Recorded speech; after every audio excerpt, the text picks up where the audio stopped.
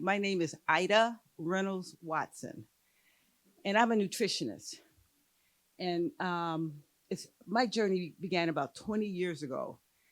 And in the early stages of my evolving into this way of being, uh, Dr. Michael Klaper was one of the people that I spent a lot of time watching and learning from. And it's kind of a full circle moment that he is now here in South Bend, here to talk to us about what I learned. And I'm curious, do many of you know who Dr. Clapper is? All right, look at that. You're infamous. Right? Right? And so I am, and we are, as I represent Michiana VegFest, honored to welcome Michael Clapper as the keynote speaker for the sixth Michiana VegFest. Dr. Clapper is a nationally respected physician, educator, and pioneer of nutritional and lifestyle medicines who has spent decades teaching the healing power of whole food, plant-based nutrition. A graduate of the University of Illinois, College of Medicine, he has served as a clinician, author, and you'll if you haven't gotten this book yet, I highly recommend that you take the time. He's signing them today too, um, and an international speaker and advisor, helping thousands of people understanding how food choices directly impact heart health, diabetes, inflammation, and overall wellness. He is especially known for making complex health topics practical, compassionate, and life-changing. Through his work with organizations such as the Institute of Nutritional Education and Research and True North Health Center, which I've had the opportunity to go to. It's a phenomenal facility, fasting program. A couple of years ago, we had Dr. Alan Goldhammer here. So that was exciting. So they're all of the same ilk, these guys. Uh, and and Dr. Clapper has inspired both medical professionals, which is so important because they don't have a clue, and and everyday families to see nutrition as the most powerful form of prevention and healing. His message is simple yet profound. The body, not drugs, but the body has an incredible capacity to heal when we nourish it well. Today, we are privileged to hear from a voice of wisdom, science, and hope. Please join me in warmly welcoming Dr. Michael Klaper.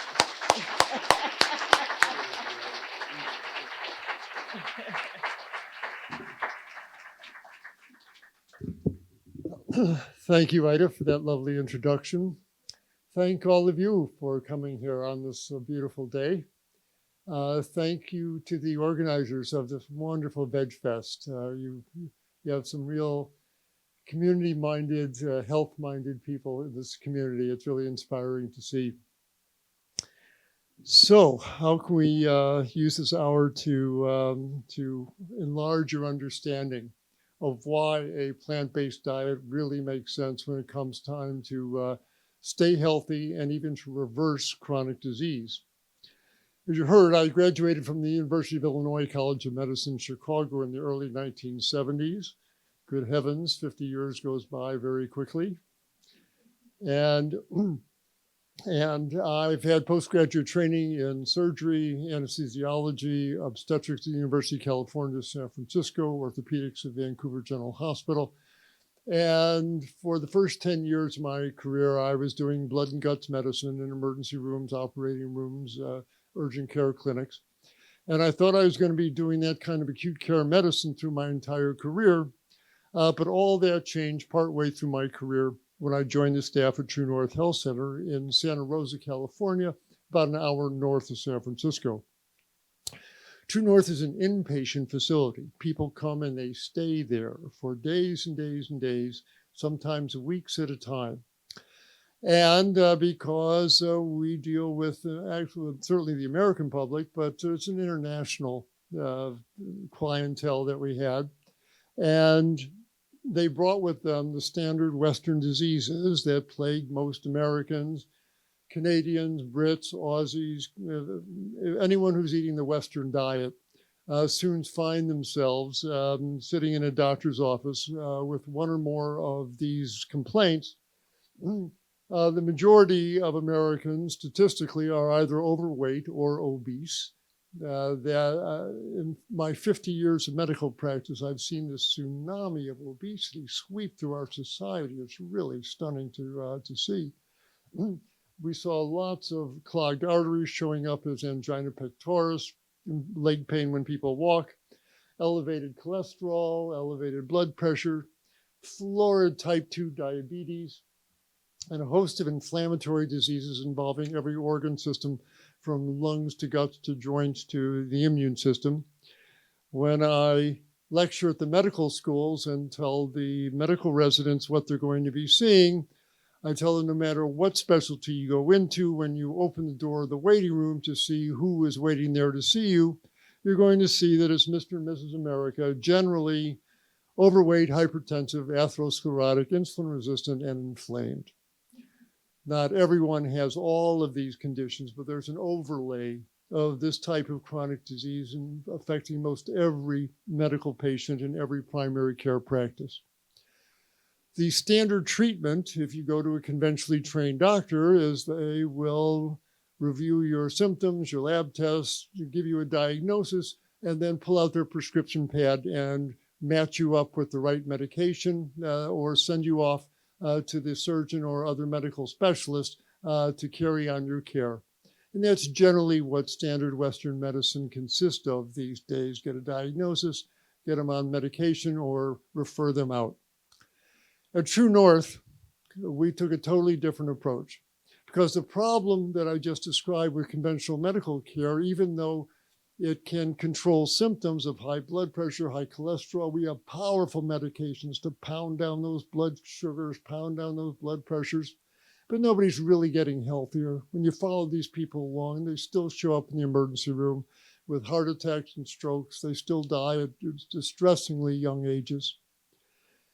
At True North, we were not content to just raise people's levels of insulin and beta blockers. We wanted to really help these folks with the real cause about why they are sitting in front of us in these bodies, overweight, hypertensive, atherosclerotic, insulin resistant, and inflamed, largely from what they are eating, what they are running through their bloodstream every 4 hours, week after week, month after month, year after year is really what's causing these people to have these kind of medical conditions. So at True North, we had a totally different approach. What we would do with these folks is to put them on a diet of whole plant foods.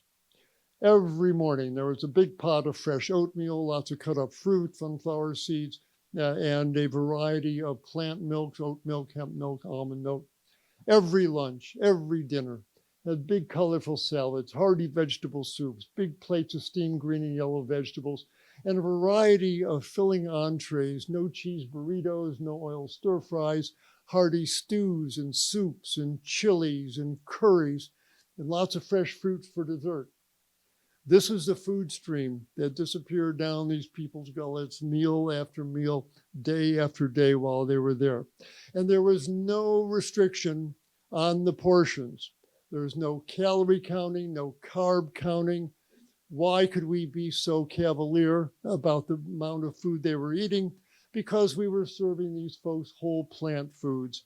And Mother Nature, in her wisdom, made whole plant foods, lettuce and broccoli and beans and greens, made them largely out of fiber and water. That's what broccoli really is mostly consist of, as apples and oranges, mostly fiber and water. And that's what these people are filling their belly up with, and the calorie density is so low that if they went back for a third bowl of vegetable soup, who cares? It really doesn't matter. They're going to pee out the water and they're going to poop out the fiber, and it doesn't stick to them. And so this is guilt-free eating. This is joyous eating. Now, once you start adding nut butters and flour products and vegan donuts. That changes the game here. But as long as they're whole plant foods, and that's why we emphasize whole food, plant-based rather than just vegan, uh, uh, the changes we saw in these people are nothing short of spectacular.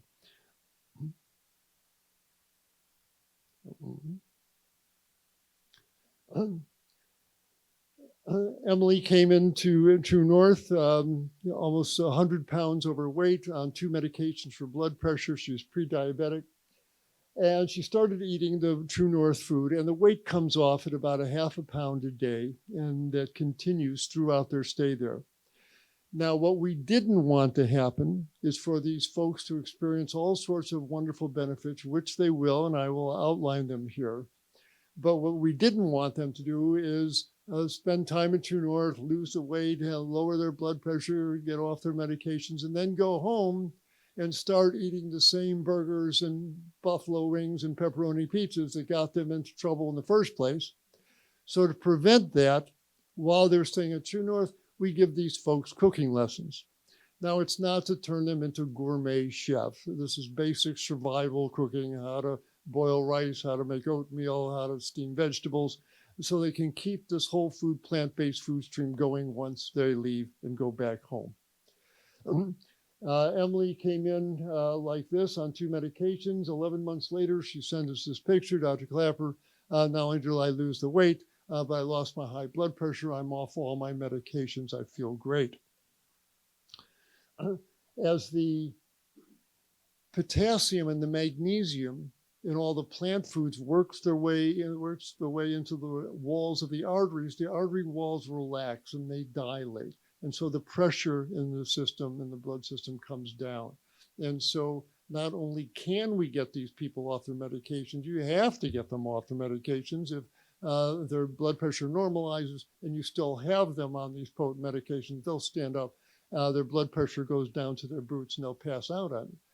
And even though the advice that we are given in medical school and that we are to tell our patients who have blood pressure problems, high blood pressure pills, you will take these pills the rest of your life, lifetime medication. Nonsense. As I said, not only can you get them off medication, you have to get them off. Same thing with type 2 diabetes. Their insulin receptors are all clogged up with fat, as I will show you in a few minutes. And once they go on a whole food plant-based diet, which is naturally low in fat, fruits and vegetables don't have much fat, their insulin receptors open up, their own insulin starts working fine. And not only can you get them off their insulin, you have to get them off before their blood pressure crashes to very dangerously low levels. So the adage that we were given to tell our patients, once on insulin, always on insulin, nonsense. Again, not only can you get them off the insulin, you have to get them off. Carl came in with psoriatic arthritis. He had severe patches of arthritis on his knees and his elbows, and his elbows were very stiff and sore from the inflammation from psoriatic arthritis.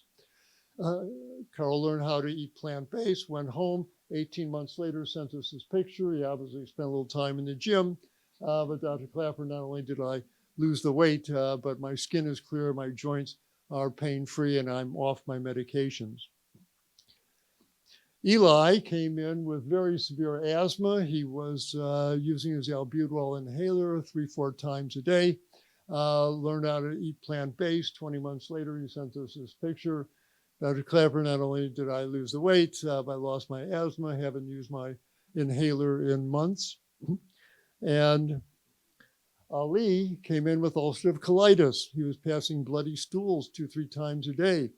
Learned how to eat plant-based. 16 months later, sent us this picture with a note, essentially, Dr. Klaper, not only did I lose the weight, but my bowel function's back to normal, passing 1 non-bloody stool a day.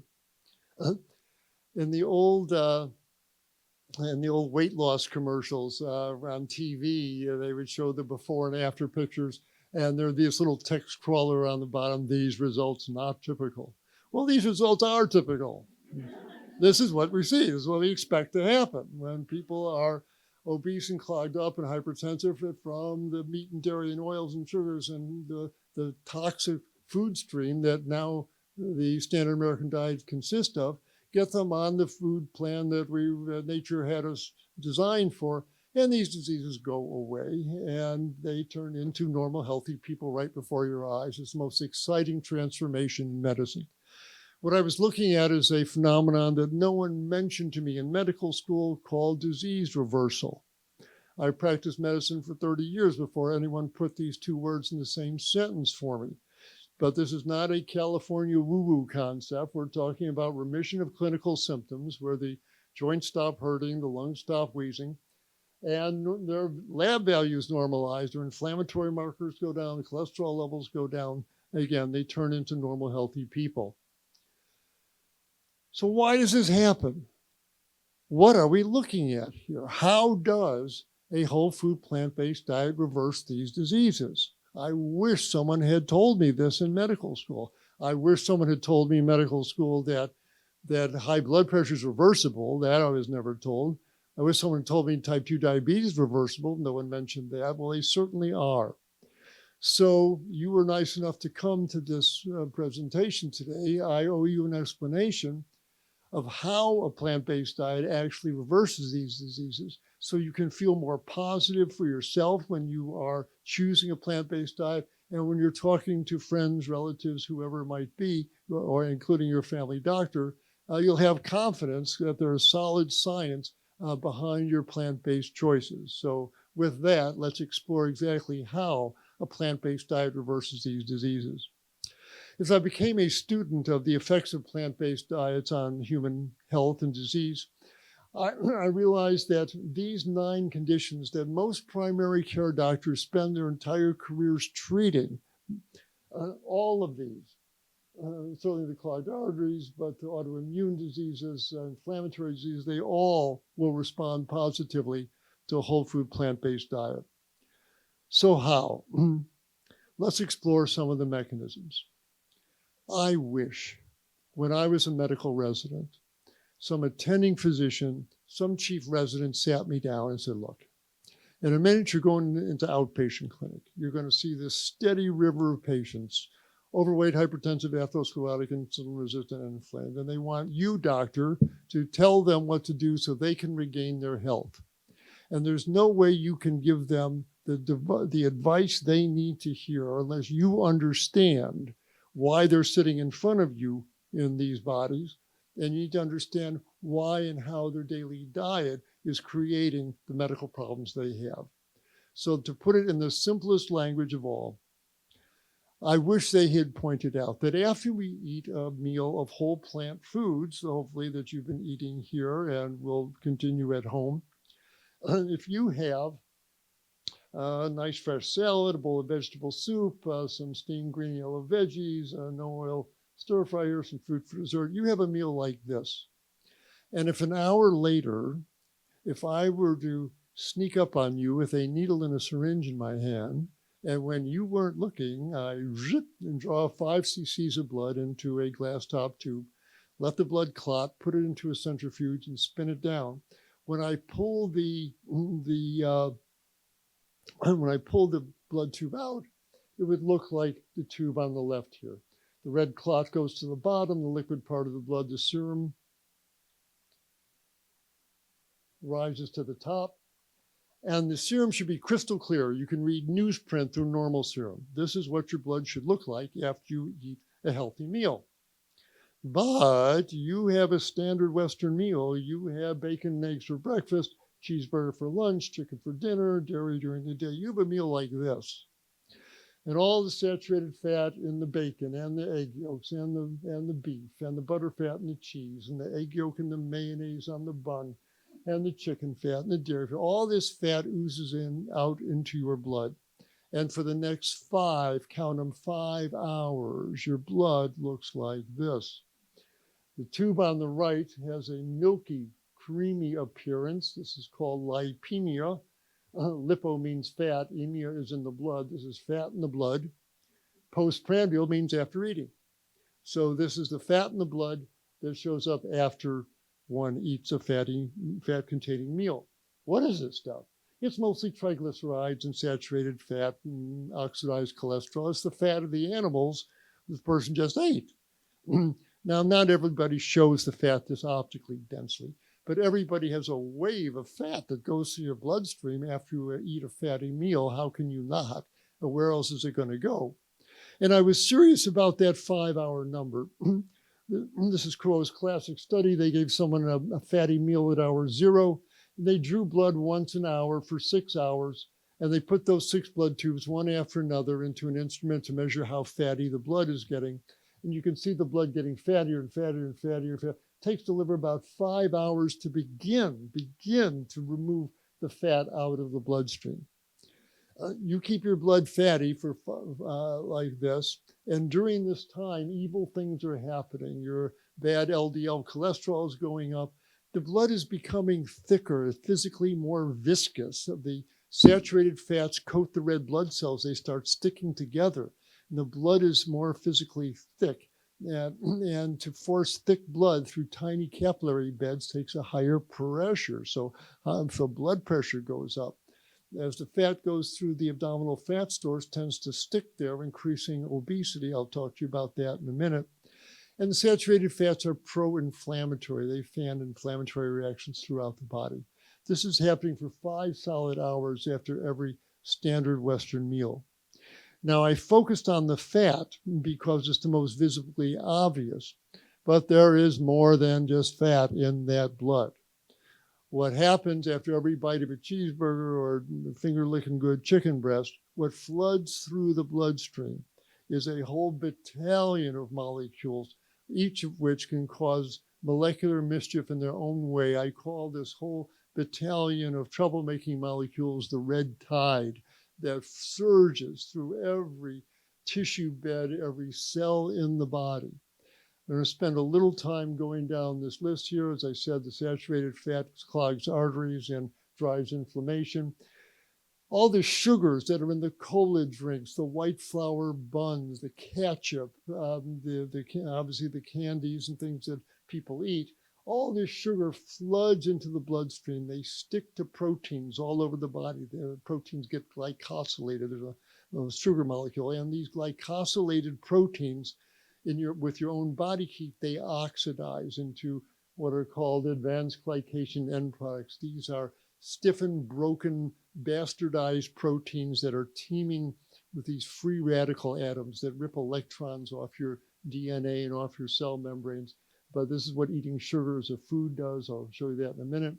Fragments of the animal muscle in the beef and the chicken, etc., they leak into the bloodstream and set off immune reactions and open the door to autoimmune disease. The high salt diet, as I'll show you in a minute, not only raises blood pressure, increases strokes and heart failure, but opens the door to autoimmune diseases like lupus. As I mentioned, the free radicals are missing an electron. They will rip an electron off all your tissues. Well, the very act, because no one eats raw meat, the very act of cooking meat, grilling the burger, broiling the steak, frying the chicken, creates all these free radicals and advanced glycation end products that damage your proteins.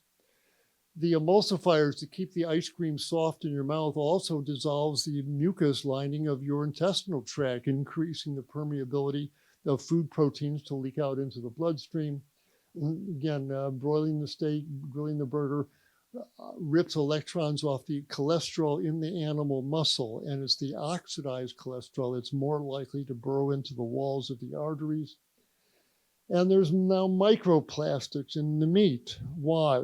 Because the ocean is filled with degenerating plastics from all the plastic bags and forks, plus the fishing nets that the commercial fishing fleets use are made of polyethylene, polypropylene, and when they get tangled or dirty, instead of untangling them and repairing them, the common practice is just cut the nets loose and let them float in the ocean. Well, they're out in the hot tropical sun. These nets start breaking apart with every storm, every wave, and breaks into smaller pieces that are taken up by the small fish, the anchovies and the sardines, which are eaten by the bigger fish, then the predator fish, the salmon and the tuna. So the fish eaters are eating significant amounts of these microplastics. They're tiny, tiny little shards of polyethylene, polypropylene. These are official plastics but they're so tiny they get into our bloodstream, they get into our brain. Now, we don't know all the damage that they do. We're still learning more about it, but I guarantee you nothing good happens from having plastic in your arteries and your brains. Now, this, as I said, it comes in largely through the fish, where most of the plastics are coming from. But lest one get too complacent, I will point out, you think, well, I don't eat fish, so that's not a big problem for me. Turns out that half of the commercial fish catch is not sold as fish in restaurants and supermarkets. It's ground up and added to animal feed as a protein extender. So the fish with the microplastics are added to cattle feed and chicken feed and pig feed, which winds up taken up by the animal, and the people who eat those animals also wind up receiving all these microplastics. So it's a significant pollutant in a standard Western diet. These other damaging molecules are specifically meat-based. We'll get to that slide in a minute. But this red tide, it's a fatty tide, it's salty tide, it's sugary, it sets off immune reactions. It's full of phosphates and sulfates that turn into acids that have to be neutralized by your bones and your kidneys. It damages your genes, it's mutagenic, it sets off cancers, it's carcinogenic, it increases plaque formation in your arteries, it fans inflammation, disrupts enzyme reactions throughout the body. This is what people are flooding through their tissues with certainly every fast food meal. But the people say, well, I don't eat like that. I just eat, I take the skin off the chicken, I just eat salmon, and I have a couple of eggs for breakfast. But again, kid thyself not. In the very act of cooking the chicken breast going to generate carcinogens. I'll talk to you about endotoxin in a minute, makes your gut leaky. They feed the chickens antibiotics. There's lots of salmonella and E. coli in the chicken. The fish are filled with mercury and plastics and polychlorinated biphenyls, in which again the microplastics wind up in the meat that generate other damaging molecules. The Western diet based on animal flesh has become a toxic diet. Unless you think that this is just all theoretically, as I point out to the medical residents, you are going to see the effects of this in your medical practice. When you open the door to outpatient clinic and look in the exam rooms waiting there to see you, who's there? The man with the clogged arteries in the heart suffering angina pain when he walks, the lady with the asthma puffing on her albuterol inhaler, the man with the type 2 diabetes injecting insulin, the lady with the acne scarred skin who suffering. If you Google dairy and allergy and acne, you'll see the effects of dairy products on the skin. These are real world diseases, and where the textbooks or the professors, when you ask them the cause of these, etiology unknown. We don't really know the cause of type 2 diabetes. We don't really know the cause of atherosclerosis.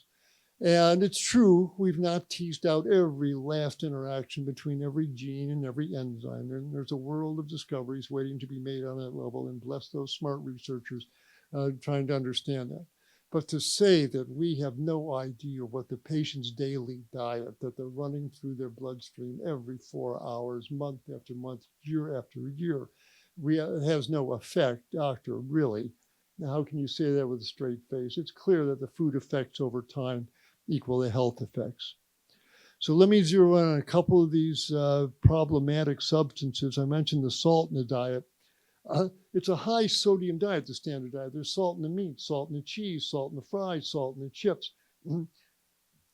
The recommendation is not to eat more than 2,300 milligrams of sodium a day. Most people are well over that.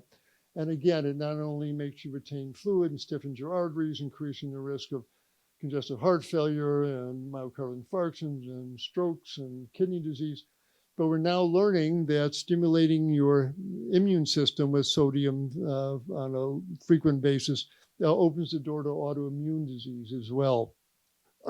Who knew? And as a recovering saltaholic, that has me concerned. So I've learned to entertain my tongue with non-salty flavorings. I squeeze lemon juice on most everything I would put salt on. We love some of the balsamic vinegars that are available. Celery juice has a fair amount of sodium. We use that in our soups instead of salt.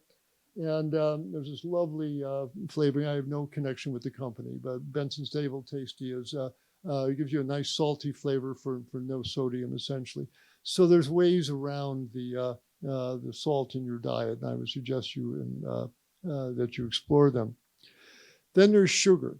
Now, I'm not talking about a half a teaspoon of maple syrup in your tea. That is not a problem. That's using sweeteners as they were intended as a flavoring. The problem is when you eat sugar as a food. When you are eating a vegan donut or a vegan coffee, you are eating a hunk of sugar as food. And that's the quantity of sugar that floods through your tissues and glycosylates your proteins and sets you up for all these advanced glycation end products. And you don't want to create those advanced glycation end products in the clear proteins in the lens of your eye. It's a great way to open the door to cataracts. You don't want to glycosylate the proteins in the elastic fibers in your skin. It's a great way to turn your skin into an old suitcase. And you sure don't want to create these advanced glycation end products in the lining of the arteries of your brain. Why not? Here's why. These are the brain arteries, the middle cerebral arteries of two men who died at the same age. The man in the upper panel did not have Alzheimer's dementia. The man down here did have Alzheimer's dementia. There's a big vascular component to Alzheimer's disease, and you can see the blood vessels pay the price. The walls of these arteries are thickened and swollen. They're full of inflammatory proteins, advanced glycation end products, etc. And you can do this just with vegan junk food. Okay, you can just do this with the processed oils and sugars that are in the plant-based world of sugary, fatty, salty treats. But once you add meat to the diet, you have now added an entire new tier of health-damaging molecules. Let me quickly run down this hall of shame here. We mentioned the oxidized cholesterol is more likely to set off plaque formation in your artery walls. The very act of grilling the burgers and broiling the steak creates reactive aldehydes that are mutagenic. What does that mean? It damages your genes.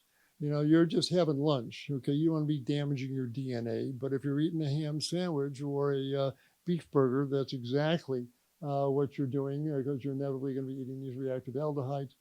New 5-GC, this is a sialic acid that only animals make. It sets off inflammatory reactions throughout the body. And our paleo friends and our carnivore friends are giving themselves a shot of new 5-GC 3 times a day. And knowing what we now know about the role of inflammation in everything from arthritis to depression, you don't want a diet that fans the flames of inflammation in your body, but that's just what a meat-based diet does. Endotoxin is from the bacteria in the slaughterhouse, the gut bacteria from the animal's coats, every steak and chop and chicken breast leaving the meatpacking plant. In the meat case in your supermarket, the ultraviolet light shines down and kills these bacteria. But as these bacteria die, their cell walls break apart and release this nasty molecule of endotoxin, sets off inflammation, makes your blood clot, and makes your gut leaky. So proteins leak out into the bloodstream, setting off autoimmune disease. Trimethylamine oxide is created by the bacteria spawned from a meat-based diet. The carnitine in meat and the choline in eggs produces bacteria that generate trimethylamine oxide. This is a molecule from hell that drives cholesterol into your artery walls and keeps it from being removed. Again, cooking meat at high temperature inevitably creates cancer-causing substances on the surface of the burgers and the steak that rub on the stomach wall, giving gastric cancers, rubs on the colon wall, giving GI cancers. Heme iron makes red meat red. It also is an oxidizing agent that contributes to strokes and cancers. Don't have time to go into the mechanism. Again, these advanced glycation end products age your tissues. It's an important acronym, AGE. They age your tissues. The animals in the feedlot are fed grains that are sprayed with herbicides and pesticides. They're given antibiotics and hormones as growth promoters. All these toxic molecules concentrate in the animal's flesh. So when you bite into that chicken drumstick or that burger, you're eating all the concentrated herbicides, pesticides, antibiotics that an animal was given. And we already talked about the microplastics, etc. So the folks eating the standard American diet with a piece of meat at every meal is flooding their tissues meal after meal with this battalion of molecular marauders. Well, that makes the standard American diet as a fuel a pretty toxic one. It fosters oxidation, allergies, endotoxin, etc. That's going to set off inflammation and eventually organ dysfunction. And you put the wrong fuel into your gasoline burning engine. You put diesel fuel, which is kerosene. It doesn't burn cleanly, and you can't be surprised when black carbon deposits on your spark plugs, when your catalytic converter is destroyed. Well, a meat-based diet, we're basically plant-eating hominids, and a meat-based diet will also cause our metabolic engine to malfunction, manifesting as these kinds of diseases and many more. So what do you do? When I talk to the family practice residents and the medical residents, I look, there's going to come the day when your patient is getting out of the shower and he catches a glimpse of himself in the mirror and does not like what he sees, does not like his large protuberant abdomen, does not like sore swollen joints, does not like the medicine cabinet full of pills. And the voice sounds loudly in his head, I can't keep doing this. I got to change something because I'm headed for someplace bad. And so that person shows up in your office with this earnest plea, doctor, please tell me what I need to do to get my health back. And since you now know far more than your family doctor likely knows about the patient's diet and its effect, the advice that person should be hearing from their doctor, and you are probably going to be the most likely one to tell them, what that doctor should be telling the patient is, to the greatest extent possible, start consuming a food stream of mostly plant-based foods. Do they have to be 100% vegan overnight? Be nice. But no, some people need to phase it out gradually. That's fine. I'd rather they're eating meat once or twice a week than 2-3 times a day. But we really want to encourage them to let the meat exit their diet. Well, where do I start? How do I begin? And those of you who have just walked in here because you got dragged in here, and yeah, it's a good idea. I have no idea how to go about this. There's plenty of help available. I urge you, if you've not seen a film called Forks Over Knives, go to that website, forksoverknives.com. See the video of the same name. You'll see people with these medical problems under the care of physicians eating a plant-based diet. You see them transform right before your eyes. You see them get leaner, get off their medicines. It's a lovely, inspiring film. Then go back to the website. You'll see lots of recipes and transition plans. Dr. Greger's nutritionfacts.org is filled with great advice. And at least, have a salad every day. At least start with that.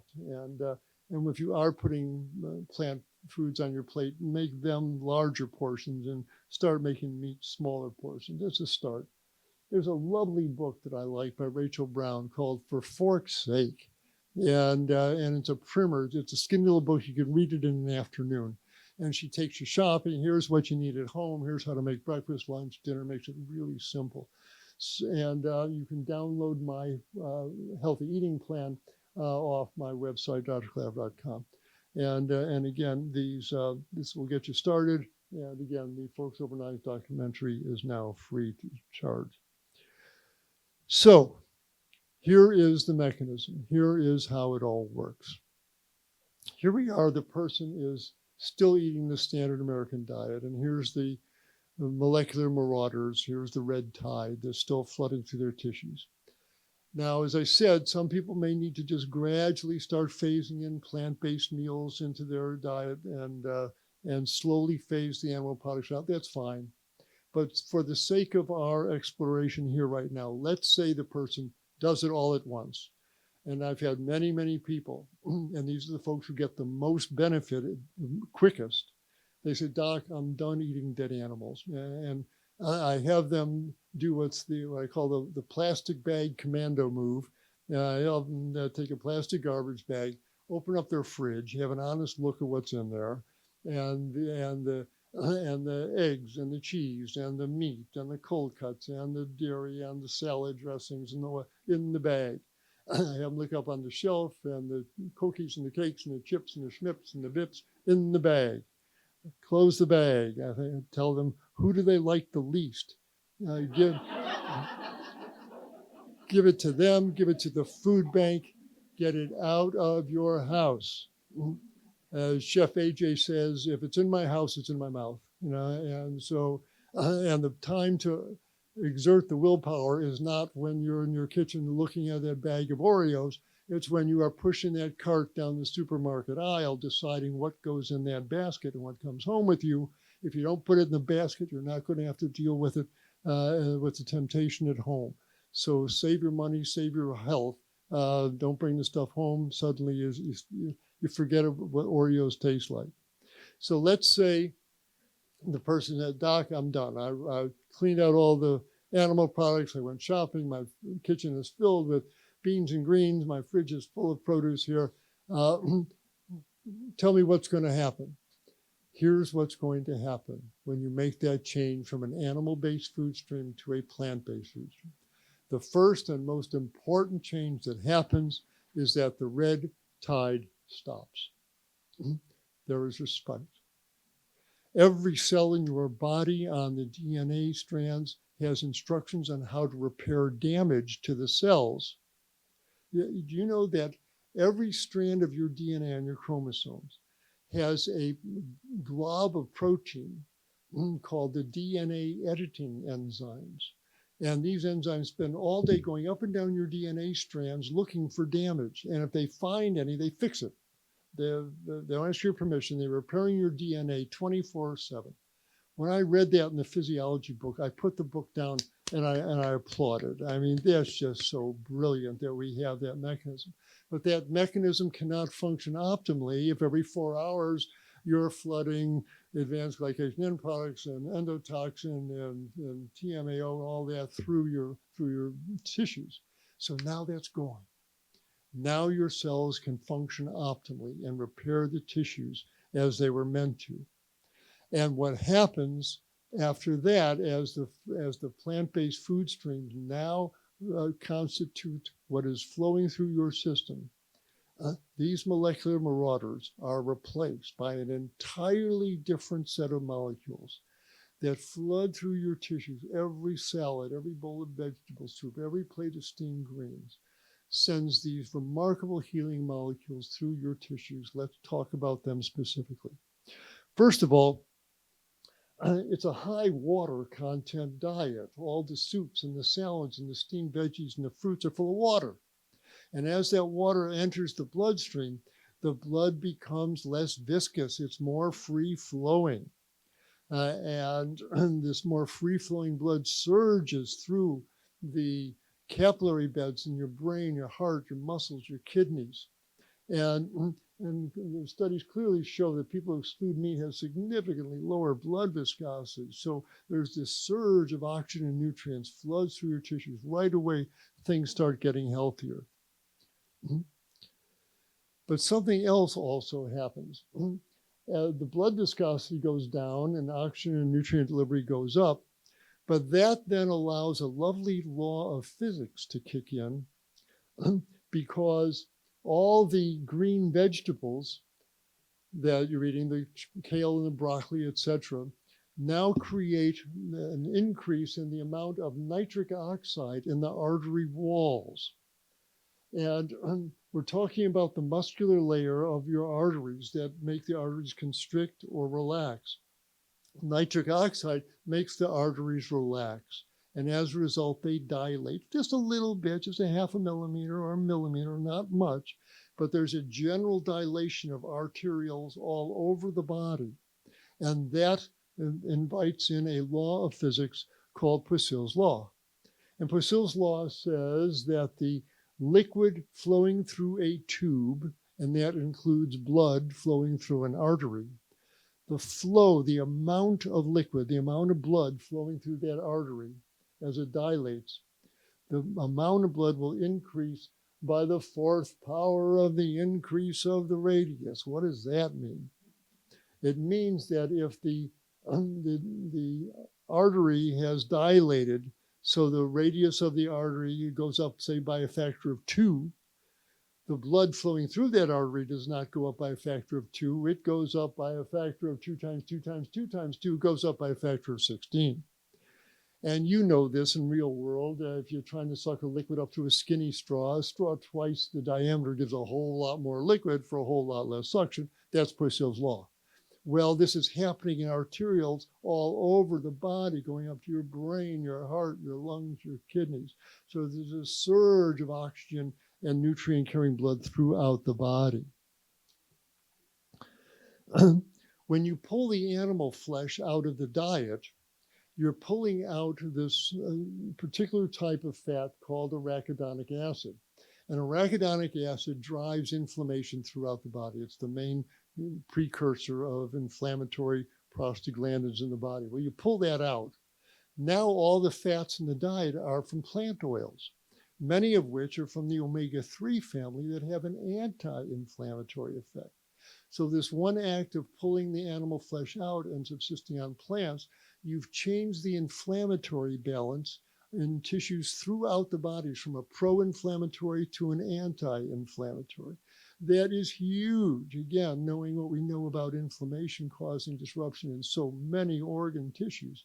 This is monumental that you've changed the inflammatory balance throughout the body. Also, these ROS, reactive oxygen species, these are free radicals that if you've been eating fried foods and sugary foods and processed foods, your tissues are full of these free radicals. Again, these are atoms that are missing an electron. They are molecular terrorists that will rip an electron to balance their charge off your DNA, off your cell membranes. You don't want a lot of reactive oxygen species.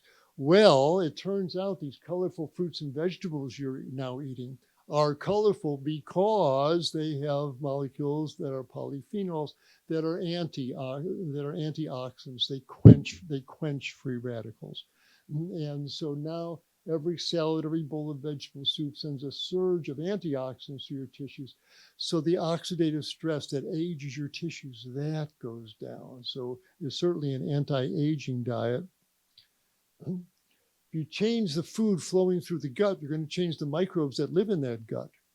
If you are eating the standard Western diet with meat and dairy, then you are fostering the growth of some really nasty aggressive organisms from the Firmicutes phylum.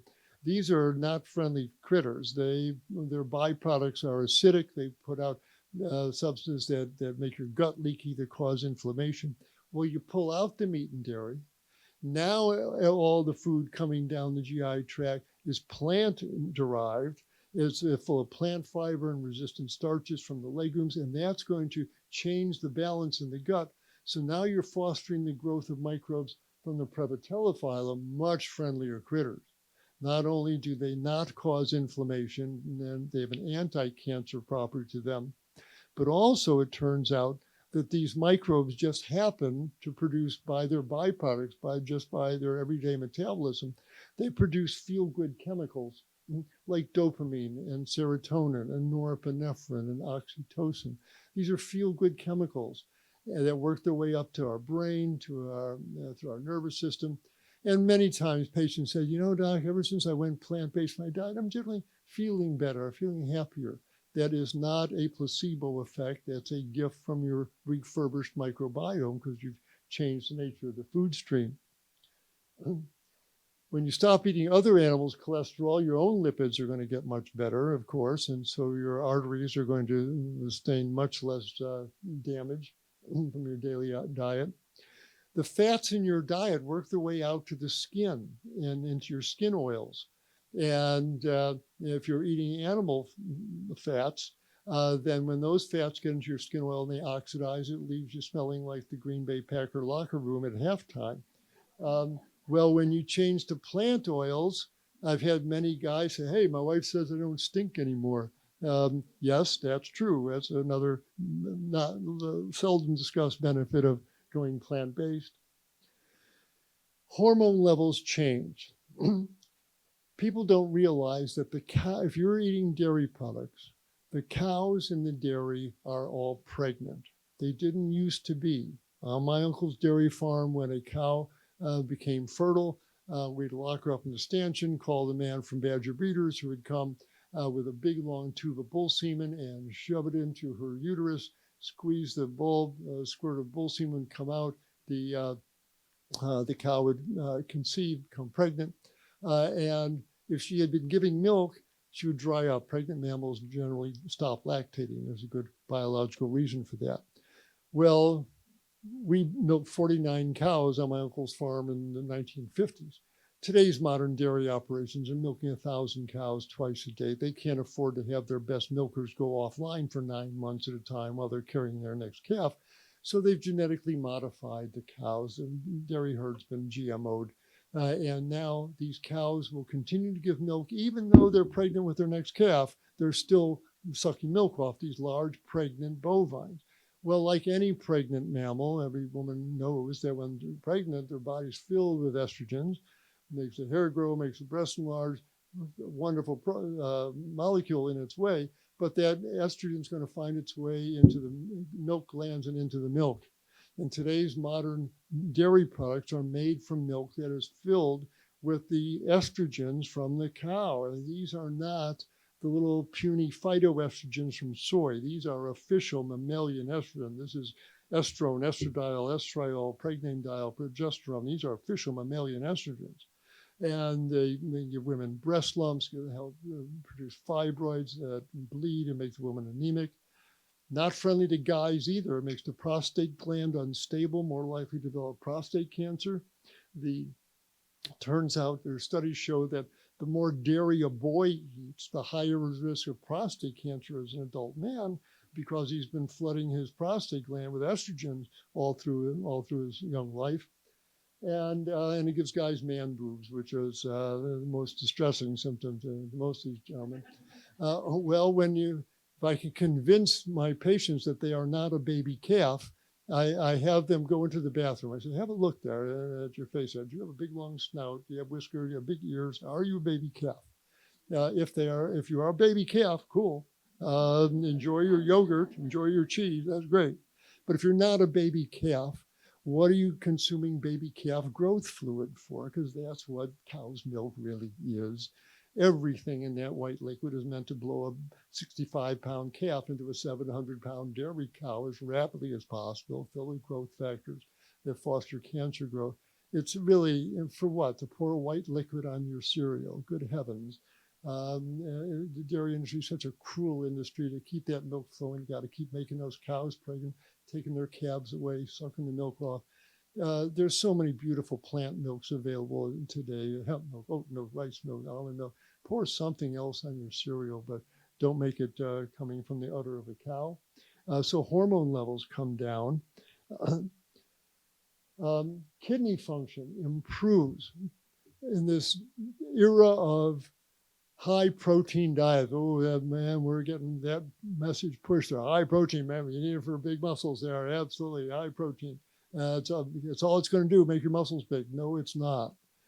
When high protein diets are ingested, they are not friendly to the kidneys. When all those amino acids slam into the kidney filters in the glomeruli, those filter membranes react, they become thickened as a state of hyperfiltration that damages the kidney membranes. You keep that up month after month, year after year, you will buy yourself a ticket to the dialysis machine. And I'm sure that these folks pushing these high protein diets do not really understand what they are saying. But we see as people go plant-based, the protein is bound to fiber. It's absorbed much more slowly. It's not as acidic, and kidney function improves on a plant-based diet. The asthmatic folks wheeze less, the lungs are less mucousy, and the mucus is less viscous. White blood cell counts come down, not from bone marrow failure, but because you're not priming your bone marrow 3 times a day with endotoxin. All these changes, these are just some of the changes that happen when one goes from a animal-based food stream to a plant-based food stream. In fact, if someone were to ask me, doctor, tell me in one word What changes when I go from an animal-based food stream to a plant-based food stream? What changes in your body? Everything changes. It is a different physiology.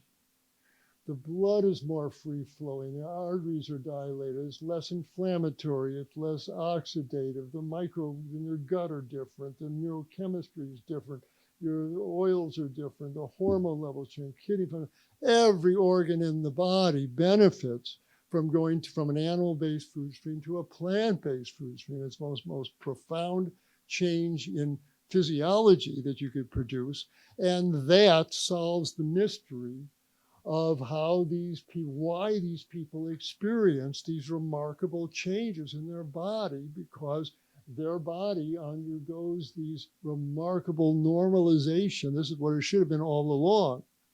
But this is the key to these remarkable transformations in health available to every one of you as well as you go plant-based in your diet.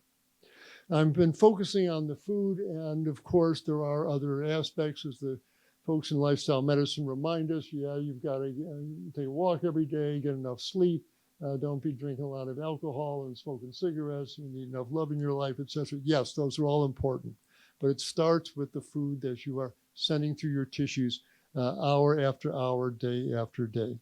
Every organ system in the body benefits. I don't have time to go into the individual changes as I do with medical residents, but the entire body, of course, is going to benefit. But can you get enough protein without eating meat? Where are you going to get your protein? You know, the archetypal question there. Well, it turns out that as any elephant will tell you, any gorilla, any buffalo, you can build magnificent muscles on a plant-based food stream and eating 3 meals a day of whole plant food. You can't do this on energy drinks and granola bars. But if you're getting your 2,500 calories from whole grains and beans and lots of fresh fruits and vegetables, 3 meals a day of this food will easily give you 80 grams or more of high-grade protein. So let's talk about 2 specific diseases and how and why a plant-based diet reverses them. Every 40 seconds in this country, an American grabs their chest and falls over with a heart attack and dies because an atherosclerotic plaque in the arteries of his heart has torn open, set off a blood clot that stops the blood flow downstream, and the heart muscle downstream here, depending on this artery, that heart muscle dies, becomes electrically unstable, goes into ventricular fibrillation, the person dies. 1,000 times a day we lose an American. 380,000 times a year. This is an outrageous epidemic. And the cardiologists, well, we don't understand it, but one thing I know, this is relentlessly progressive. This is what this is the adjective that the cardiologists use. And they believe it because this is what they see. You know, once they get these plaques here, nothing's going to stop that. They're all going to need stents. They're all going to need bypasses. Most of them are going to die. Nothing you can do about it. That's right, doctor. If you don't talk to them about what they're eating, that's what you're going to see. But it doesn't have to be that way. The truth is, this is actually a reversible disease, as Dr. Caldwell Esselstyn and his colleagues have shown. If you have clogged arteries and you're not aware of Dr. Esselstyn's wonderful book on preventing and reversing heart disease, please do yourself a favor, get his book and follow it to the letter. Because the truth is, a whole food, plant-based food stream can melt these plaques away. So I've tried to simplify the science a little bit here. This is the wall of the artery here. And these red dots, this is oxidized cholesterol coming in. It gets taken up by the cells in the wall, and that's what leads to plaque formation. But when you go plant-based, as Dr. Esselstyn's recommending, it stops the red tide. All this oxidized cholesterol stops coming in. And he wants you to eat a helping of greens 2-3 times a day at least. Why? Because the kale and the broccoli in your intestines acts like time-release capsules. They'll just steadily release antioxidants into your bloodstream 24/7. And as these antioxidants leach into the bloodstream, they find their way into the artery wall. They neutralize the free radicals, the cells making up the plaque. They outmigrate. And as a result, the plaques get smaller and smaller and smaller. And you wind up with spectacular improvements. This is an artery in a man's heart. It's filled with angiography dye. The whole artery should be this wide. But this rat-eaten portion here, these are atherosclerotic plaques that are encroaching into the blood flow channel. This man did not want any stents or go on statins. Ate a whole food plant-based diet, 29 months of soups and salads flowing through his bloodstream, and this artery turns into this artery. Same artery, same patient. This is how reversible this disease can be. And guess what? When the arteries plaques melt away a little bit and the artery wall gets healthier a little bit, you get a really subtle dilation. And whose law kicks in? Poiseuille's law kicks in. And as a result, this is a heart. This is the blood flow scan. And these red areas are good blood flow. You can see how choked down his blood supply is. Then when plant-based, the plaques melt away a little bit.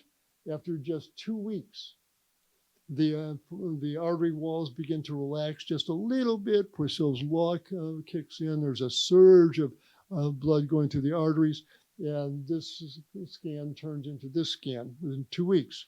Mm-hmm. I first saw this report in 1977. 65-year-old man had severe angina, chest pain when he walked. He had to stop every 9 or 10 paces. Started on a plant-based diet. 6 months later, he's climbing mountains in the Lake District of England. Again, his arteries weren't pristine, but they were healthy enough to die a little bit more, and he's able to do physical exertion without suffering the ill effects. Arteries all over the body open up, not just in the heart, but all over the body. And I'm sure this woman is delighted that his retinal arteries are now delivering more blood flow to his eyeballs there. So many medical conditions will improve or reverse on a plant-based diet. Certainly high blood pressure, heart failure, kidney failure. The medical journals are filled now with articles showing how reversible these conditions are. Even angina and leg pain when you walk can also melt away as arteries open up.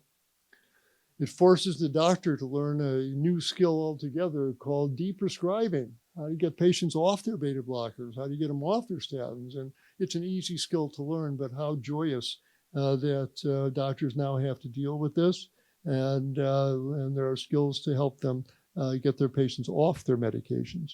And again, people can download my healthy eating guide from the website. Now, some cardiologists sit in the back of the room and say, yeah, that's all nice, doctor, but I don't know anything about nutrition. I don't have time for this. I'd rather just give my patients a prescription for statins and a shot of Repatha. Don't bother me with all this nutrition stuff. Yeah, that's true. These are powerful medications, and you can pound down these cholesterol levels. That's true. They don't, however, show much benefit when it comes to how long they live. They still die from their clogged arteries. And the real problem with that, even though their numbers get better, what they're doing is giving the patient permission to keep eating. Oh, I can eat as much meat as I want. My cholesterol is 110. I can eat all the burgers and bacon I want. Well, packing your intestine full of 3 times a day, as the paleo folks are going to find out the hard way, is a recipe for an epidemic of colon cancer as you smear those carcinogens on the gut wall meal after meal. As I mentioned, I showed you what how the TMAO damages arteries. You're going to get heart attacks and strokes. All the endotoxin that they're eating with all the meat that they're eating is going to give them leaky gut. They're going to get lupus and autoimmune diseases. As I'll show you in a minute, this is a high-fat diet. All the fat clogs up their insulin receptors. They're going to get type 2 diabetes. It's all the endotoxin in the ground beef and the meat is going to inflame their gut wall. They're going to get Crohn's disease and colitis. And I showed you the brains of people who eat the standard Western diet. What happens, these folks are going to get vascular dementia. So even though you can pound down their cholesterol level with these powerful drugs, unless they change their diet, they're opening the door to some dreadful chronic diseases. And for those folks who think that chicken is a healthy food to eat, let me disabuse you of that. Welcome to Camp Stop Kidding Yourself. Um, These are not your grandmother's chickens and turkeys. These birds have been bred to put on as much fat in their muscles as possible. You can see under the microscope of looking at their muscle tissue, there's fat cells in between every muscle fiber. These birds put on so much weight they can't even stand up. And if you think this is lean flesh, think of the last time you saw someone make chicken soup and what floats up to the top. Now, the reality of making chicken soup betrays the reality of what's really in chicken. That's why it's finger looking good, oh, juicy when you bite into it. It's from all the fat that's in the muscle cells that you're eating. And all the fat that's in this ostensibly lean protein also opens the door to our discussion on type 2 diabetes. When people hear diabetes, the first thing they think, oh, sugar, oh, too much bad sugar, you gotta keep those sugars down, bad carbs, there's all those bad carbs. They're getting a low carb diet, keep that sugar from going up. Well, if on a low carb diet, where's your calories coming from? Well, it comes from fat and protein, of course, but don't eat those bad carbs. That's the cause of diabetes. In all humility, I say these people have their understanding reversed. And this was shown very clearly in 1927 by a physician in Texas, J. Shirley Sweeney, who took two groups of medical students and to see if the diet would cause insulin resistance, would cause type 2 diabetes. And the first group of medical students, he put on a high carbohydrate diet for 2 solid days. The only thing these young men ate, they were all men in their 20s, were white sugar, candy, pastries, white bread, baked potatoes, syrup, bananas, rice, and oatmeal. This was a high carb diet for 2 solid days. I thought if anything's going to get them diabetic, all this sugar certainly will. Well, after 2 days of this diet, they gave them a standard test. They had them drink 100 grams of glucose, and 2 hours later, check their blood sugar. And in 2 hours, those blood sugars should come down to 110 or less. And in these young men who ate all this sugar, carb, turns out after 2 hours, their blood sugar was right back to normal. Here's 110 here. They all had blood sugars well below 100, most of them. Well, if anything was going to cause them to go diabetic, this high carb, high sugar diet should have done it. Not a whit. Body handled those sugars just fine. But the other group, he put on a high fat diet for 2 days. These young men consumed just olive oil, butter, mayonnaise made with egg yolk, and 20% cream, and they shoveled it in. High fat diet. After 2 days of that intake, did the same glucose tolerance test, gave them 100 grams of glucose. 2 hours later, draw their blood sugar, and every one of these young men were in the diabetic range. Their sugar should have been down below 110 here. All of these young men were made insulin resistant and diabetic. They all went back to normal after they stopped eating all this fat. But the point is, it is not the sugars the problem, it's the fat in the problem, and here's how it works. This is a muscle cell. It burns glucose, it burns sugar as its primordial fuel. And when sugar shows up in the blood after you eat an apple, the pancreas senses it, puts out this protein called insulin, locks into the insulin receptors, and a message is sent to the cell membrane, let the sugar in so it can be burned in the mitochondria for fuel. That's the way it's supposed to work. But if you are eating a high-fat diet with the meat and the cheese and the oils, etc., all this fat that you're keeping in your blood eventually works its way into the muscle cells. And it shows up in the muscle cells, as shown by these yellow globs, as intramyocellular lipid. Intra is inside, myo is muscle, cellular cell, lipid is fat. This is fat in the muscle cell. I've shown it to you here schematically. This is not theoretical.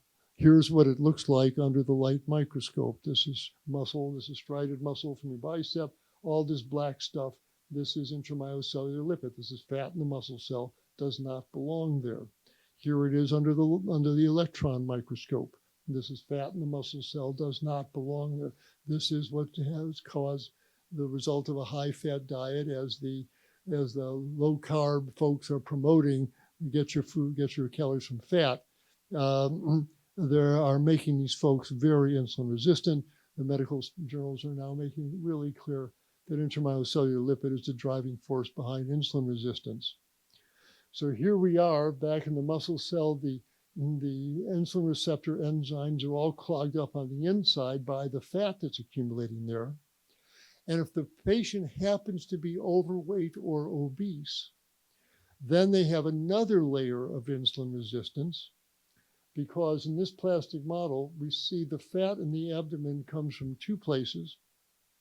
The fat under the skin pumps out estrogens. It's the largest estrogen secreting tissue in the body. Which is one reason why obese women especially develop breast lumps, etc., because they're walking around with lots of estrogens in their bloodstream. Not a good thing to do year after year. But the main problem here is the fat inside the abdomen. That's a different kind of fat. That's visceral fat that surrounds the intestine. And this fat within the abdomen is not inert. The visceral fat is pumping out inflammatory molecules called cytokines, like interleukin 1, interleukin 6, and they set off inflammation throughout the body. Obesity is a state of inflammation.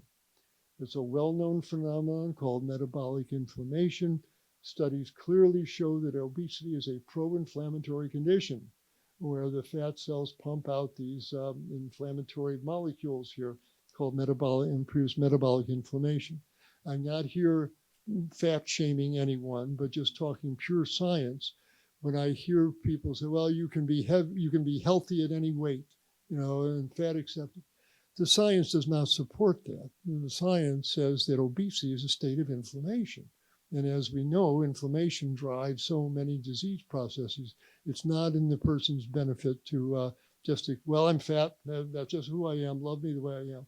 I'll love you, but you're still winding up with inflammatory processes throughout the body.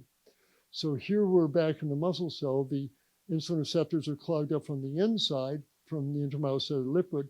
The insulin receptors are interfered with from the outside by these inflammatory cytokines.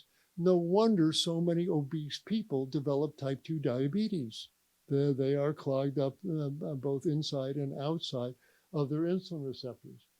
Well, the good news is that if one goes to a whole food plant-based diet, which is naturally low in fat, this turns out to be a reversible disease. Now, what happens as less fat is coming in with each meal, the cells look around and they say, hey, where are we going to get our energy? Well, they're looking there inside. Hey, look, we got plenty of energy already. All this intramyocellular lipid, that's energy. Let's burn that. And that's what happens. The fat in the muscle cell gets burned for energy. As the obesity begins to recede, the insulin receptors on the outside open up as the inflammatory cytokines fade away, and the person's own insulin starts working fine. And not only can you get them off insulin shots, you have to. And when they've done studies to compare the plant-based diet with the Diabetes Association diet, the folks on the plant-based diet, they have better control of their blood sugar, they lose more body weight, their lipids improve more, they leak less protein out of their kidneys, they get healthier. And the doctor has to learn how to deprescribe insulin and other medications. And all of us who practice lifestyle medicine have patients like Jim, who used to be 100 pounds overweight on 20 units of insulin. When plant-based, lost the fat, lost his diabetes as well. So we're in the age of Ozempic and the GLP-1 inhibitors. And people say, well, I don't have to do this, doc. I'm still losing weight no matter what I'm eating. Yeah, but there's two things about that. One, the GLPs do not teach anything about food choices, discipline, anything like that.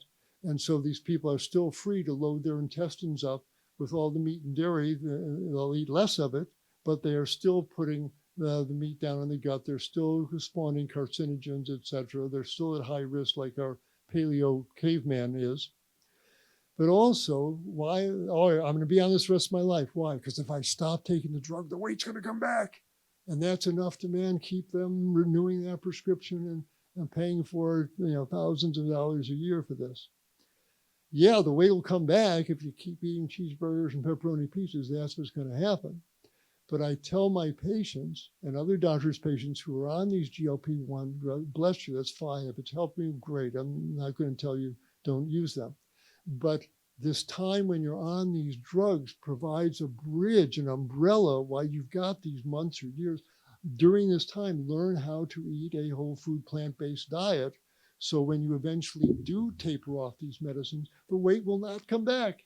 In fact, if you have more weight to lose, the weight loss is going to continue. So these drugs have a real legitimate role to play. They work, but I'm saying instead of just being on it and hope that you'll be get paid for the rest of your life with the drugs, use this time to learn a whole food plant-based diet, and then you can get off these medications without the rebound weight loss. Flooding your tissues full of antioxidants and omega-3 fats is an anti-inflammatory diet. Lupus and autoimmune diseases get better. Dr. Brooke Goldman wrote this wonderful book on how she put her own lupus into remission. If you have autoimmune or inflammatory conditions, her book would be very valuable to you. The red tide is not gentle with the gut wall as it sluices through the intestinal tract. All these red tide toxins are injurious to the gut wall, and they set off inflammation, as where ulcerative colitis, Crohn's disease comes from. Well, if you change the food going through the gut, you're going to change the microbes that live in that gut, and they'll become less inflammatory. And studies have shown that if you have Crohn's disease or colitis, going to a plant-based diet is a good way to keep that condition in remission. The asthmatic folks will wheeze less because there's an anti-inflammatory effect in the bronchial tube linings. The psoriasis folks, the eczema folks, they often get significant benefit and see these conditions respond. It's amazing to see psoriasis clear so quickly. Do you have to be 100% vegan? No. And some people may need to, they have a dependency on animal flesh. They may need months to taper it off. That's fine, as long as they're moving in that direction. But the problem that my colleagues have yet to come to confront is that the patients are, as I said, in the standard model, the patients in front of you, get a diagnosis on them, get them on the right medication, and send them to the right specialist. You've done your job, business as usual. Well, I hate to say it, but the truth is that when it comes to the health professions, business as usual is a losing proposition. The patient loses the chance to be free of their disease, to actually reverse their diabetes, reverse their hypertension. The patient loses when the doctor just winds up treating symptoms. The doctor loses the chance to see their patient become truly healthy. I get to see this transformation repeatedly. Yeah. Every day I get to lean across the desk into my patient or look at my cyber screen if I'm doing telemedicine. And I get to say the words my conventionally trained colleagues never get to say. How does that get rid of your diabetes? How does that get rid of your high blood pressure? How does that get off your prednisone for your lupus? Really? I can do that? Yes, you can do that. So the doctor loses the chance of seeing their patient get truly healthy. The healthcare system loses trillions of dollars. We do these hellaciously expensive bypass procedures. The patient limps out of the hospital after a wound infection, heads straight for the fast food restaurant and starts eating more buffalo wings and burgers and clogging up their grafts. That was wasted money. That money could have been used to fix the roads, send kids to college, put internet in everybody's house. Western medicine's become a black hole for our money. We're not getting much out of it. But still, these folks go down with heart attacks and strokes. So every time they do, we lose a creative, productive citizen. We also lose a taxpayer that the rest of us have to pick up their financial burden. Heavens knows the farmed animals lose their lives at the rate of 80 billion a year of these innocent creatures get their throat cut because we like the way their flesh tastes, not because we need it. And the planet loses because industrial animal agriculture is the driving force behind all our environmental disaster. That's why we're cutting down the forests. It's why we're sucking the rivers dry to grow alfalfa in the desert. That's why the soils are eroding off corn and soybean fields. That's why the rivers are choked with manure. All of that would disappear if we go plant-based. So business as usual is not acceptable. Doctors don't know anything about nutrition. They say they don't have time to talk about this. You don't have to, doctor. There are plant-based dietitians who are happy to do this counseling for you. Every city I go to and lecture, I check to see plant-based dietitians in every state. They're getting to be everywhere. In fact, I just yesterday ran into this website. I have no connection with it, but Health Law will find vegans and vegetarians near you that take insurance. So as I'm going, you want to see that one back again there? Okay. So what I'm advocating for the young doctors is when you're out in practice, practice good medicine. When you see a new patient, take a history, take a physical exam, order your labs, review the scans, get a diagnosis. You need to get them on medications. Absolutely, there's a role for that. But before you discharge the patient from your care, say, by the way, before you go, here's the contact information for Ms. Smith, for Mr. Jones. They're the Plant Strong dietitian. I want you to contact them, arrange a telemedicine consultation with them. They're going to talk to you about what to eat. They're going to send you handouts. They're going to send you videos to watch. You eat plant-based like they are telling you. You come back and see me in a month. Let's see if you're not leaner and healthier. Let's talk about getting you off some of these medications you're on. That's how medicine should be practiced in the 21st century. Pull the dietitian on to your primary care treatment team, and everyone is going to benefit. There's a couple of barriers, I won't go into them, but there's a pervasive myth. Well, it's expensive to eat this way. You know, the price of fruits and vegetables are going up. That is a myth. Why? Because the staple foods that provide the most calories and protein, the corn, potatoes, lentils, beans, peas, chickpeas, rice, whole grain, they're cheap. You can buy them in bulk for cheap. You can get a 10-pound bag of rice for a little over $6.50, 10 pounds of lentils for over $12. 2 cups of rice, 2 cups of lentils will give you almost 50 grams of protein. That's enough for any adult, but that's not all you're eating during the day. But there's plenty of protein available. And if you make these big batch soups and stews, you can eat off them for 3 days and freeze the rest. There's no reason that expenses should be a barrier. Finally, I get the med students, and you need to know what I'm telling them. Well, where do I learn about this, doc? We don't learn about this in medical school.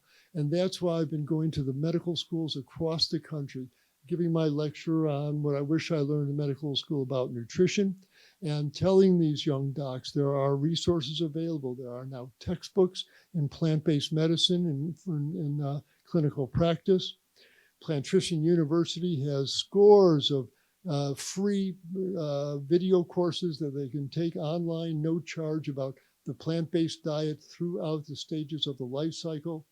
Online, the University of Winchester in the UK has a great 6-week course in plant-based nutrition. Disease reversal, it's a thing now. It's got its own medical journal, the International Journal of Disease Reversal. So it's a free journal. Anybody can subscribe to it. I urge them to do that.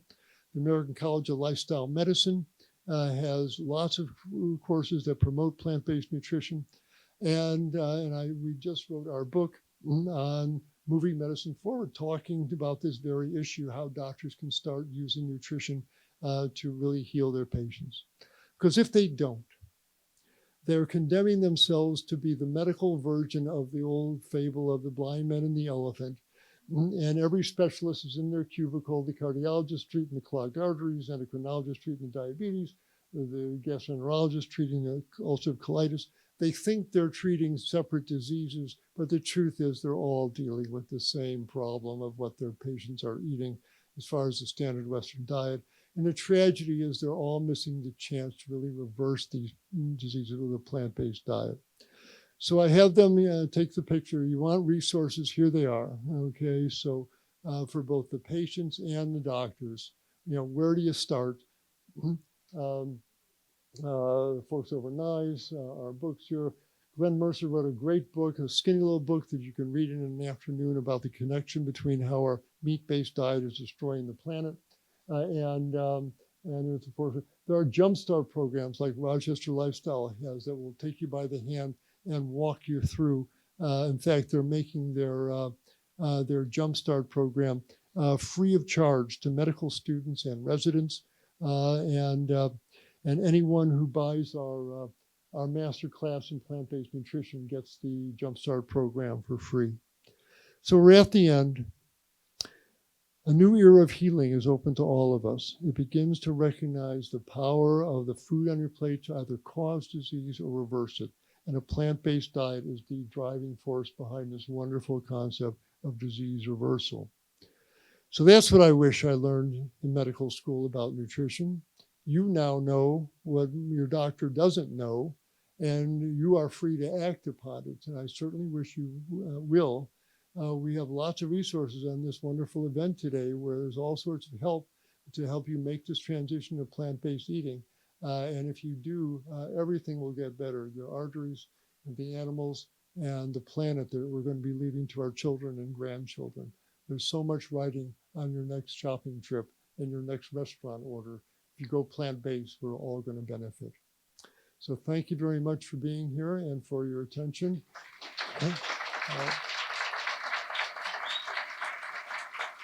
I know that was a fire hose of information. Hopefully some of it made sense to you. If you go to our website, Moving Med Forward, this video is on the website. You can watch me replay this anytime you want. Go to movingmedforward.org and watch the video there. I'll be up here signing books. There was a question way in the back. I saw a hand waving. Yes.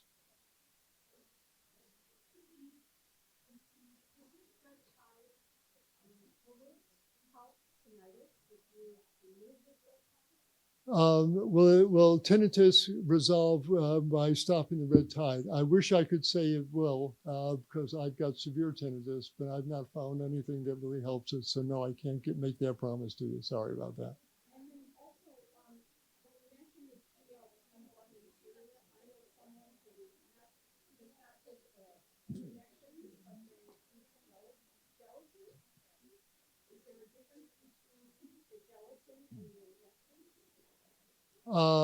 Minimal. The injection is going to be more effective, but the gels now work pretty well.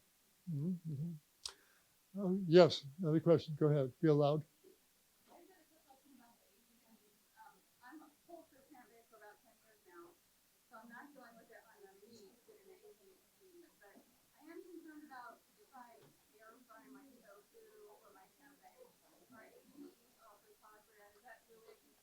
No, the advanced glycation products, certainly you're talking about if you're actually cooking or no, the amount of AGEs they get for the water content is so high in tofu and in tempeh that you're not going to be creating the AGEs to any great extent. It's really from cooking in meat at high temperatures where they come from. So no, the tofu and tempeh won't be a problem. Yes. Where can we get information on which plants and fruits are best eaten raw versus cooked?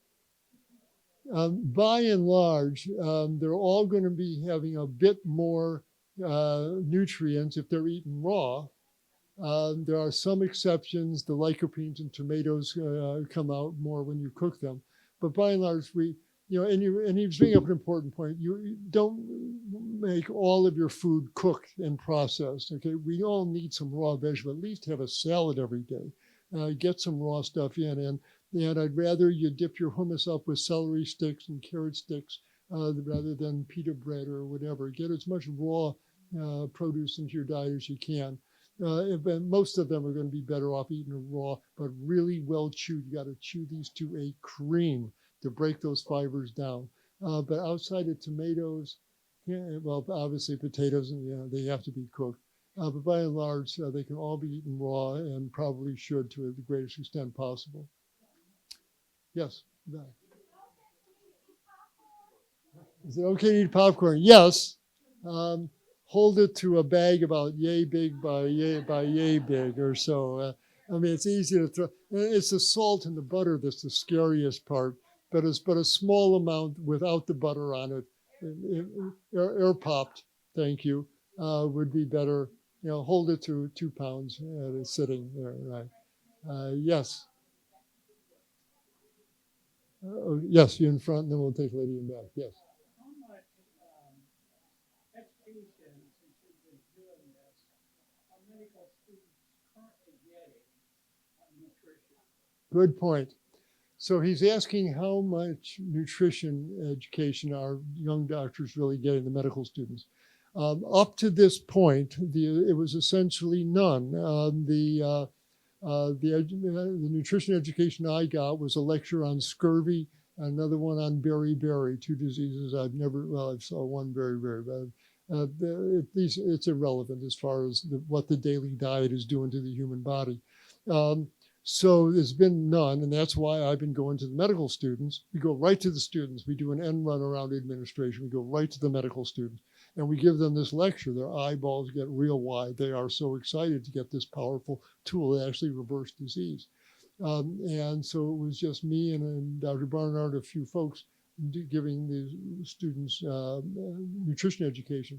Now our esteemed Secretary of Health and Human Services, Mr. Kennedy, somehow coerced the 53 of the nation's medical schools to commit to 40 hours of nutrition training during the 4 years of medical training.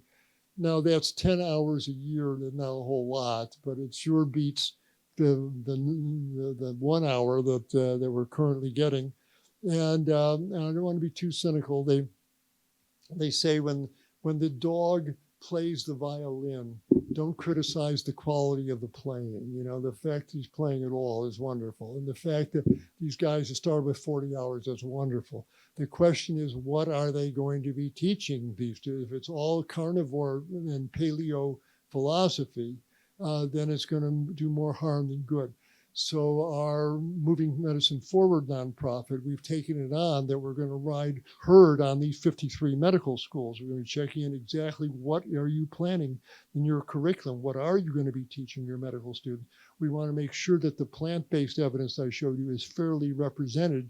No matter if they talk about paleo or whatever, at least owe the students an honest presentation of the plant-based literature. So we were opening a new era of nutrition education here. We might get some nutritionally wiser doctors out of it. Got a lot of work to do there, but the door is open a crack, and we plan to pry it wide open. Yes. Yeah.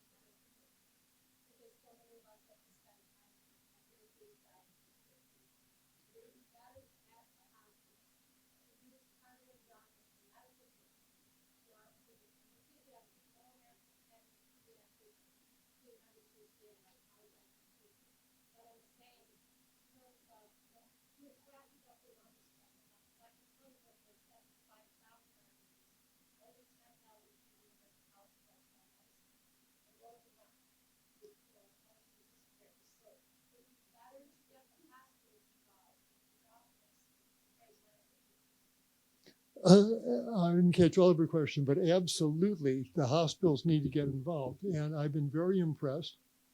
Our associate director, Dr. Zachary Burns, when he was a family practice resident at University at Providence Hospital in Rhode Island, went to the hospital and he got plant-based options on every dietary tray that's going up to the patients. They have an option to choose a plant-based entree. In New York, it was mandated that all 11 city hospitals must, that is defaulted, the patient will get a plant-based option unless they opt out of that. So absolutely, the hospitals are a great acupuncture point to help healthy eating happen, absolutely. And the question also is, what are they serving in the cafeteria to the residents and the doctors and the public? There's got to be plant-based options there. So yes, the hospitals are a very important place to work there. You had one last question?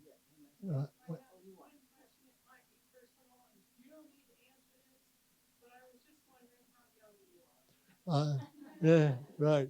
In July, I'm turning 79. Mhm, yeah, yeah.